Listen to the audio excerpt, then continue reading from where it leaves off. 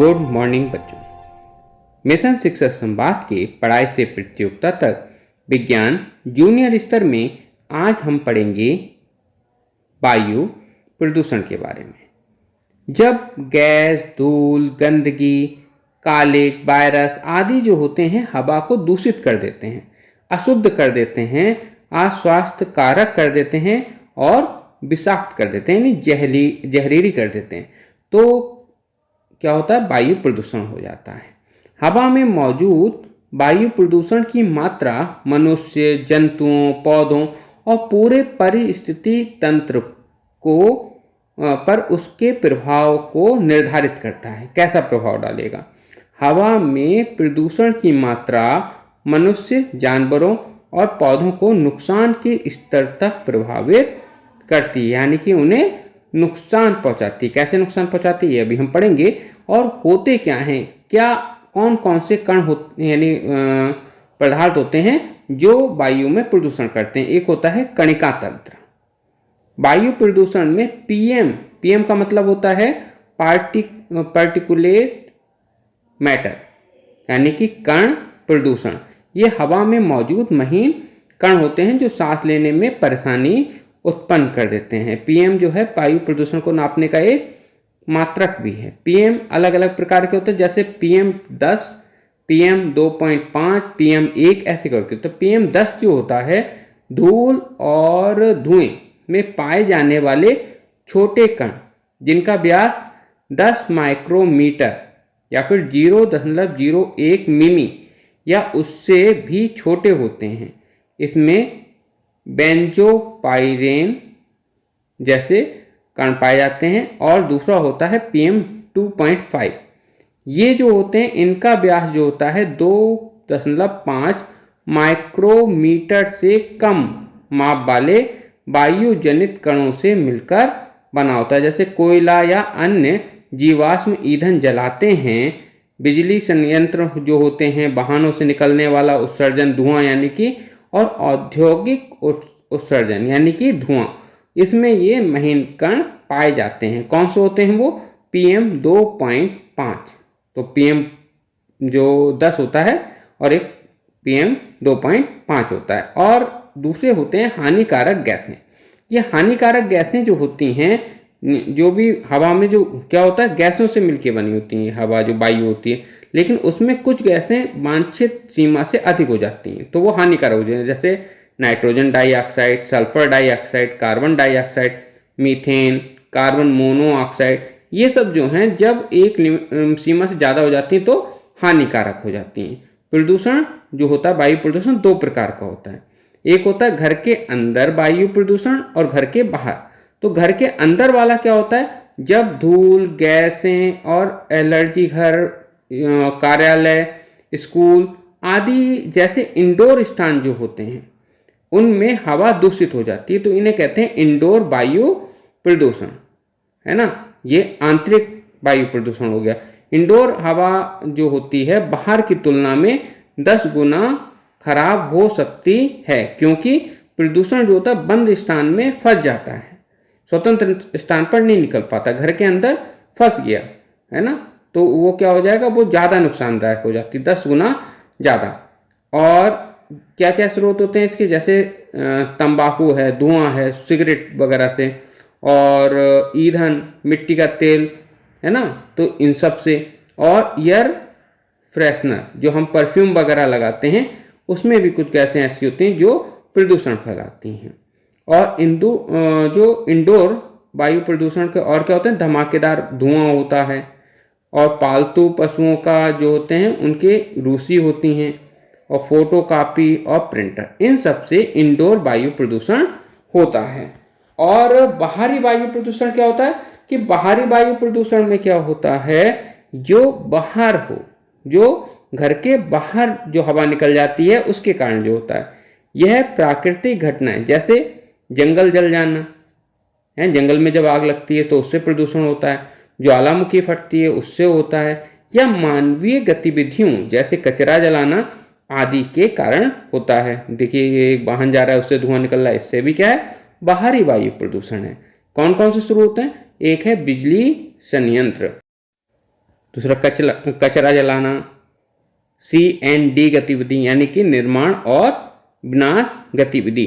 इन सब के कारण क्या होता है, बाहरी प्रदूषण होता है। जैसे बिजली पैदा करते हैं तो जब पैदा कर रहे होते हैं तो उसमें फोटो केमिकल स्मॉग उत्पन्न हो जाता है। कचरा जलाते हैं तो उसमें कार्बन मोनो, कार्बन डाइऑक्साइड और नाइट्रोजन डाइऑक्साइड, धूल, धुआं, ये सब उत्पन्न होता है कचरे से, तो इससे भी हो जाता है ना। C&D से PM2.5 और PM10 के कण उत्पन्न हो जाते हैं। कच्ची सड़क होती है, उसमें भी हमें जो पार्टिकुलेट मैटर यानी कि PM2.5 और PM10, धूल, मलबा, ये सब हो जाता है। तेल, रिफाइनरी और ब्रिक, इन सब में होता है। और ज्वालामुखी विस्फोट, इन सब से बाहरी प्रदूषण फैलता है। और इनसे होता क्या है, वायु प्रदूषण से, वायु प्रदूषण हमारे स्वास्थ्य पर प्रभाव डालता है। जिससे क्या होता है, सिर दर्द होने लगता है, चक्कर आने लगते हैं, मतली होने लगती है, सांस लेने में कठिनाई होती है, पसीना आता है, आँख, कान, गले, इन सब में जलन होती है, अस्थमा होने लगता है, श्वसन संबंधी बीमारियां होती हैं, फेफड़े और गुर्दे में नुकसान हो जाता है और कैंसर तक की बीमारियां हमें वायु प्रदूषण से हो जाती है। देखिए कुछ स्रोत लिखे हुए हैं और वायुमंडल में उसके द्वारा कौन सा पदार्थ मिलता है और उससे क्या प्रभाव हमारे स्वास्थ्य पे पड़ता है।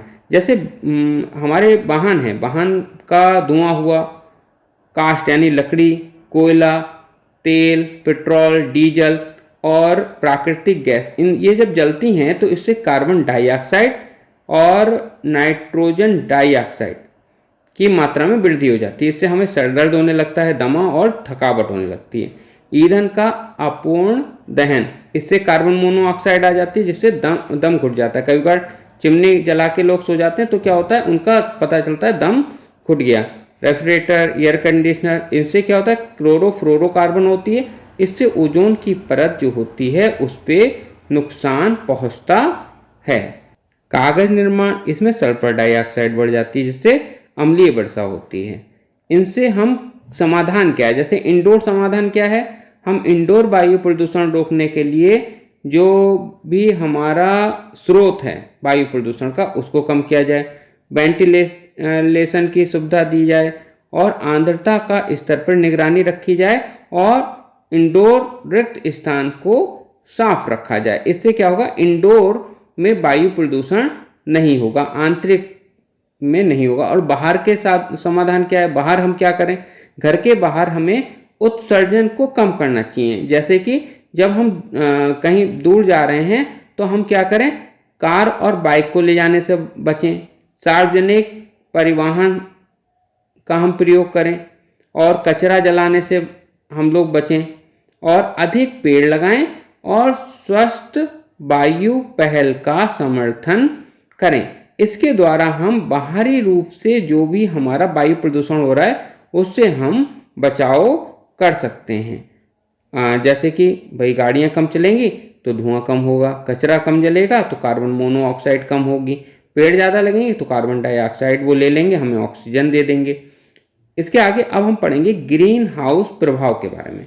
Green house effect, green house effect क्या होता है, या हरित गृह प्रभाव को पृथ्वी पर पड़ने वाली गर्मी का एक कारक भी समझा जा सकता है। पृथ्वी के वायुमंडल में मौजूद कुछ गैसें ऐसी होती हैं जो गर्मी को रोकने की प्रक्रिया करती हैं और इसे क्या कहते हैं, ग्रीन हाउस प्रभाव कहते हैं। कौन कौन सी गैसें ऐसी, कार्बन डाइऑक्साइड है, मीथेन है, नाइट्रस ऑक्साइड है, हाइड्रोक्लोरोफ्लोरोकार्बन है, हाइड्रोफ्लोरोकार्बन है, जलवाष्प है, ओजोन है और फ्लोरोकार्बन, सल्फर, हेक्सा फ्लोराइड, ये भी एक ऐसी गैसें हैं जो ग्रीन हाउस इफेक्ट हैं। ये क्या करती हैं, सूरज से आने वाले प्रकाश से गर्मी को ग्रहण कर लेती हैं और वो वातावरण को गर्म बनाए रखती हैं। ग्रीन हाउस इफेक्ट की वजह से ही पृथ्वी का तापमान स्थित है और जीवन संभव है। यदि ग्रीन हाउस इफेक्ट ना हो तो हमारी पृथ्वी पे जीवन संभव नहीं होगा। अगर ग्रीन हाउस इफेक्ट ना हो तो पृथ्वी का औसत तापमान होगा -18 डिग्री सेंटीग्रेड, जो मानवीय गतिविधियों के लिए उपयोगी नहीं है। मानव गतिविधि से होने वाले ग्रीन हाउस इफेक्ट से उत्सर्जन से वैश्विक तापमान बढ़ रहा है, ठीक है, जिसके वजह से जलवायु परिवर्तन हो रही है। लेकिन अब ये है तो हमारे लिए जरूरी, लेकिन जो हम लोग काम कर रहे हैं, हम लोग जो गैसों का ज़्यादा उत्पादन कर दे रहे हैं, जिसकी वजह से अब गर्मी ज़्यादा बढ़ने लगी, जिससे जलवायु परिवर्तन होने लगी है, जो कि एक हानिकारक स्थिति में भी पहुंचती जा रही है।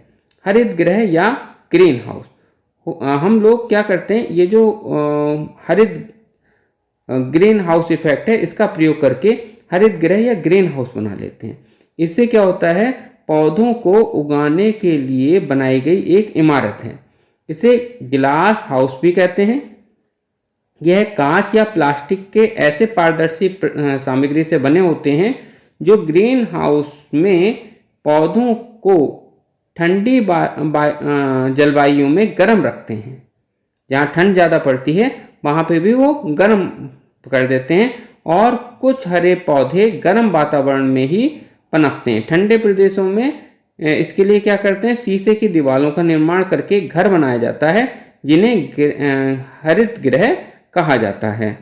शीशे की दीवारों द्वारा सूरज से प्राप्त विकिरण प्रवेश करते हैं और पौधे घर को गर्म रखते हैं। वायुमंडल में भी कार्बन डाइऑक्साइड की उपस्थिति के कारण पौधा घर गर्म रहता है। अम्लीय वर्षा, अम्लीय वर्षा उस वर्षा को कहते हैं जिस जल में सल्फर डाइऑक्साइड एवं नाइट्रोजन ऑक्साइडों जैसे घुले हुए प्रदूषकों की उपस्थिति के फलस्वरूप समान से अधिक अम्लीय हो जाती। जो वर्षा ज़्यादा अम्लीय हो, किसके कारण, सल्फर डाइऑक्साइड और नाइट्रोजन ऑक्साइडों के कारण, ठीक है। ये जो अम्लीय ऑक्साइड होते हैं ये जीवाश्म ईंधन के दहन के फलस्वरूप मुक्त होते हैं। किससे बनते हैं ये, जब जीवाश्म ईंधन जलाया जाता है तब ये सब मुक्त होते हैं। अम्लीय वर्षा का मुख्यतः कारण नाइट्रिक और सल्फ्यूरिक अम्ल होता है, जो नाइट्रोजन के ऑक्साइडों और सल्फर डाइऑक्साइड के घुलने के फलस्वरूप बनता है। यह अम्लीय वर्षाओं से भवन एवं मूर्ति, विशेषकर पत्थर एवं संगमरमर से बने हुए वस्तुओं की क्षरण होता है ना। और अम्लीय वर्षा जो होती है ये जो पर्यावरण होता है उस पर भी दुष्परिणाम डालती है, ठीक। ये जैसे कि ताजमहल है, ताजमहल जैसे पीला हो रहा है, किसके कारण, अम्लीय वर्षा के कारण। तो बच्चों, आज हमने वायु प्रदूषण, ग्रीन हाउस इफेक्ट और अम्लीय वर्षा के बारे में जाना। आशा है आप सबको ये अच्छे तरीके से समझ में आया होगा। अब हम फिर मिलेंगे किसी अन्य वीडियो के साथ, तब तक के लिए धन्यवाद।